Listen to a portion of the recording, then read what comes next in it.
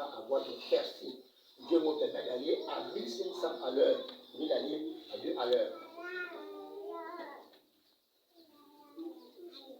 Et pour cela, vous devez veiller à votre cœur plus que toute chose. Parce que dans notre cœur, il y a toujours des mauvais sentiments qui entrent en scène. Il y a toujours des mauvais sentiments qui entrent en scène. Notre cœur là. Il y a toujours des mauvais sentiments qui entrent en scène.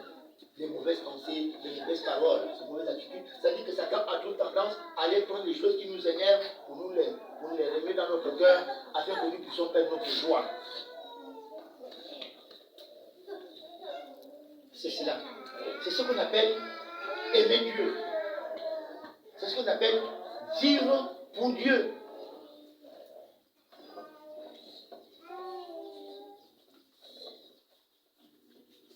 Beaucoup de personnes veulent voir dans leur vie les grandes choses que Dieu fait. Beaucoup de personnes veulent voir dans leur vie la main de Dieu. Mais il y a un prix à payer. Il y a un prix à payer. Lorsque tout le monde vous rejette, lorsque tout le monde ne vous aide pas, lorsque tout le monde ne croit pas en vous, la seule chose que vous devez faire, c'est de placer votre confiance en Dieu. Et si vous placez votre confiance en Dieu, il agira. Et s'il agira, il va vous aider. Alors, qu'est-ce qui est donc important dans votre vie? Ce que vous pensez de vous-même, ce que les gens pensent de vous, ou ce que Dieu pense de vous. Mais je peux vous dire que ce qui est important dans votre vie, c'est ce que Dieu pense de vous.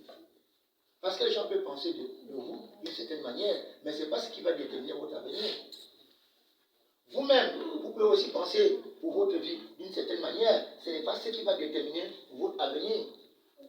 Mais ce qui va déterminer votre avenir, c'est la façon avec laquelle vous prenez à cœur ce que Dieu veut faire. Vous comprenez ce que j'ai dit? Hein? Tu peux faire l'école. Si la mission de Dieu n'est pas là-dedans, tu vas faire l'école, tu n'as pas de travail. Tu peux faire l'école. Si la direction de Dieu n'est pas dans ta vie, tu vas faire l'école, tu n'as pas de mal.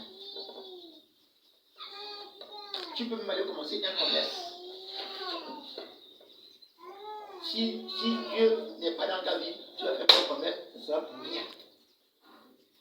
La Bible déclare que si l'Éternel ne bâtit une vie, ceux qui la bâtissent en vain. Ça veut dire quoi? Ça veut dire que je ne peux pas prendre de l'initiative pour ma propre vie. Dès lors que quand je suis né, quand nous sommes tous nés, il y a une parole qui est sortie.